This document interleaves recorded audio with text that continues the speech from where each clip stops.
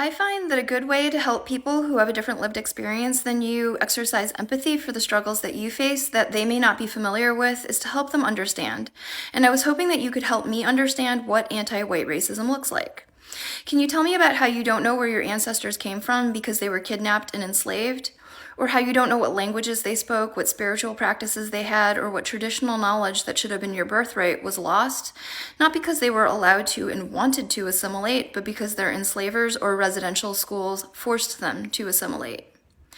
Can you tell me about how your ancestors had explosives tied to them while they were building the United States railroads, and then as a show of appreciation, they were excluded from society for nearly 60 years?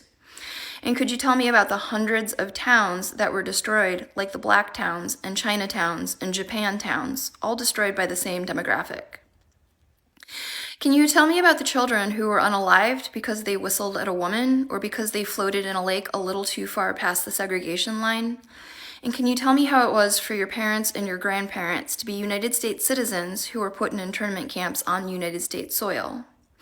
Can you tell me how it was for your family to live in the back of their store because people who look like you were not allowed to purchase or rent homes?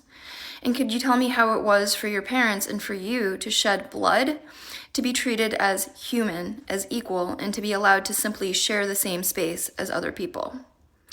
Can you tell me about the conversations that you have to have with your children about police interactions? And could you tell me about how your mother and your sisters and your daughters are concerned about having children because of lack of equitable access to healthcare, because doctors were told that people who look like you can't feel pain? Can you tell me how it feels to know that your ancestors lived here for thousands of years, but when you try to come here, you and your children are put in cages?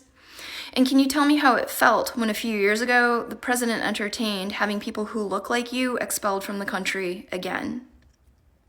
Can you tell me what anti-white racism looks like beyond having your feelings hurt, feeling uncomfortable, and having your sense of superiority challenged?